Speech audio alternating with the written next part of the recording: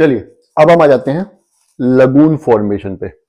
देखिए बार के बारे में हम पढ़ लिया कि समुद्र के अंदर रेत के टीले बड़े बड़े बन जाते हैं, वो उनको बोलते हैं बैरियर्स बार्स। ठीक है, उनको बोलते हैं ऑफशोर बार। जब वो ऑफशोर बार इतने ऊंचे हो जाते हैं कि वो समुद्र से बाहर दिखने लगते हैं तो उनको बोलते हैं बैरियर बार्स।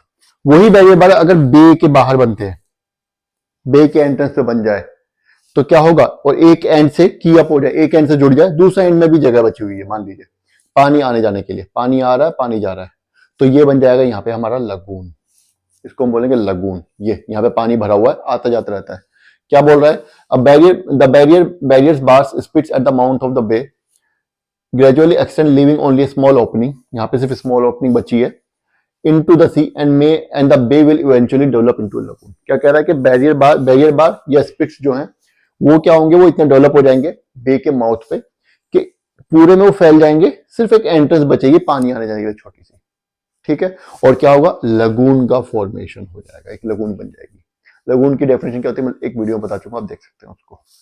ठीक है, अब क्या कह रहा है, धीरे धीरे थोड़े टाइम बाद ये एंट्रेंस भी बंद हो जाएगी कि नहीं हो जाएगी, है ना। और डिपोजिशन तो हो ही रहा है, ये यहां पे डिपोजिशन हो रहा है, ये डिपोजिशन इधर की तरफ भी बढ़ेगा, इधर से नदियां भी सेडिमेंट्स ला रही हैं और विंड भी सैंड ले आएगी, तो क्या होगा, ये लगून धीरे धीरे भर जाएगी सेडिमेंटेशन से, और क्या बन जाएगा, पूरा का पूरा ये कोस्टल प्लेन डेवलप हो जाएगा। ये पूरी की पूरी लैंड ही, इधर लैंड थी, इधर लैंड थी, इधर लैंड थी, बीच में भी लैंड ही। पहले मार्श बनेगा, मार्शी एरिया बनेगा जहां पे थोड़ा दलदल टाइप का होता है, फिर धीरे धीरे और ज्यादा डिपोजिशन होता रहेगा, प्रॉपर लैंड ही बन जाएगी। क्या कह रहा है ये, the lagoons get filled up gradually by sediments coming from, कहां से आ रहे हैं, लैंड से आ रहे हैं, और from the beach itself, beach से भी आ सकते हैं कि added by wind, and a broad and wide coastal plain में डेवलप रिप्लेसिंग लगून, और लगून की जगह क्या होगा, एक वाइड कोस्टल प्लेन बन जाएगा सेडिमेंटेशन की वजह से। समझ आ गया ये आपको। चलिए अब यहां पे क्या हो रहा है, ब्रैकेट में कुछ लिखा हुआ है, ब्रैकेट में ये बोल रहा है, do you know the coastal offshore bars offer last first buffer and defence against storm और tsunami by absorbing most of their destructive force. ये हुई ना बात, देखो ये हमारा सी कोस्ट है, ये हमारा सी कोस्ट है। क्या बोल रहा है ये, इधर देखो, ऑफशोर बार्स एज बफर्स, ये बोल रहा है जो ऑफशोर बार्स होती हैं एज बफर्स, ये हमारा सी है, इधर मान लेते हैं ये हमारा सी है।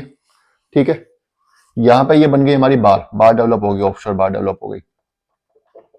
ठीक है, अब सपोज करो इधर से जब सुनामी या स्टॉर्म आएगा तो वो पहले इस बार से टकराएगा, समझ रहे हो, और यहां टकराने के बाद इसकी ज्यादातर एनर्जी रिलीज हो जाती है, सुनामी की जो लहरें हैं या स्टॉर्म की लहरें की बहुत एनर्जी रिलीज हो जाती है, और उसके बाद फिर इंपैक्ट यहाँ पे कोस्टल रीजन पे बहुत काफी कम हो जाता है। फिर उसके आगे फिर मैंग्रोव्स होते हैं, मैंग्रोव्स झेल लेते हैं, कुछ बीचेस झेल लेती हैं थोड़ा सा इंपैक्ट, है ना। लेकिन ह्यूमन इंटरफेरेंस की वजह से क्या हो रहा है, हम लोग जाते हैं हर जगह अपना कारनामे कर रहे हैं, कहीं पे कुछ तोड़ दिया, कहीं पे कुछ फोड़ दिया, ग्लोबल वार्मिंग हो रही है, ठीक से डिपोजिशन नहीं हो रहा, इरोजन हो रहा है ना। तो क्या होगा, अगर मैंग्रोव्स नहीं, मैंग्रोव्स काट देते हैं, मैंग्रोव्स नहीं होते तो क्या होता है, मैंग्रोव्स नहीं होते तो ये वेव्स जो है, जो मैंग्रोव्स उनको रोक लेते हैं। यहाँ पे मान लीजिए यहाँ पे मैंग्रोव फॉरेस्ट है पूरे में, तो अगर सुनामी आ भी गई तो मैंग्रोव्स उनको बहुत हद तक रोक लेते हैं। अगर मैंग्रोव्स नहीं होंगे तो फिर ये वेव्स यहीं आ जाएंगी सीधा, इनको कोई रोक ही नहीं पाएगा। तो क्या होता है, ये जो नेचुरल, ये जो है लिवीज का काम करती हैं, और हमारे जो सुनामी और जो स्टॉर्म आ रहे हैं उनकी एनर्जी काफी हद तक रोक देती है अपने पास। क्या कह रहा है ये, बफर अगेंस्ट स्टॉर्म्स और tsunami by absorbing most of the destructive force, उनकी ज्यादा डिस्ट्रक्टिव फोर्स यही एब्जॉर्ब कर लेते हैं बार्स और बैरियर से। Then come barriers, beach, dunes and mangroves, उसके बाद फिर क्या होता है, बैरियर्स आ जाते हैं, मैंग्रोव्स आ जाते हैं, ड्यून्स हो जाते हैं, काफी एनर्जी ड्यून्स रोक लेते हैं। ड्यून्स क्या होते हैं, यहाँ पे रेत के टीले, पानी इनसे टकराएगा पहले या आगे आएगा, पहले तो इनसे टकराएगा, काफी पानी ही रुक जाएगा। So if you do anything which disturbs the sediment budget, अगर हम कुछ ऐसा करते हैं कि बजट, मान लीजिए हमारी वजह से हम यहाँ से रेत उठा लिया बीचेस से, तो फिर पानी कैसे रुकेगा, हमने ये ड्यून्स तोड़ उठा लिए, हमें कंस्ट्रक्शन के लिए रेत चाहिए, ये ड्यून्स से लेके चले गए, मैंग्रोव्स तोड़ दिए हमने, बीचेस खराब कर दिए हमने, तो क्या होगा, सेडिमेंट बजट जो है वो डिस्टर्ब हो जाएगा। तो अगर हम ऐसा कुछ करेंगे तो सुनामी का इम्पैक्ट हम पे बढ़ जाएगा, अगर हम ऐसा नहीं करते तो सुनामी का इम्पैक्ट यही झेल लेती है, ये जो नेचुरल जो लिवीज हैं यही काफी हद तक झेल लेंगी। लास्ट में बोल रहा है these coastal forms will get eroded away living human habitations to bear first stake of storm and tsunami waves. क्या बोल रहा है कि अगर ये सब चीजें नहीं होंगी, मान लो ये बार्स वगैरह सब हमने डिस्टर्ब कर दिया, ये सी कोस्ट है, तो क्या होगा, सुनामी की लहरें सीधा आएंगी और ये जो हमारी बिल्डिंग्स यहाँ पे बनी हुई इनको तोड़ ताड़ के चली जाएंगी। अभी जो बीच में जो बैरियर्स थे वो हमने डिस्टर्ब कर दिए, अगर ऐसा किया तो, अगर नहीं करेंगे तो काफी हद तक ये जो उसकी डिस्ट्रक्टिव फोर्स है उसको झेल लेती है। तो ये टॉपिक यहाँ खत्म हो गया।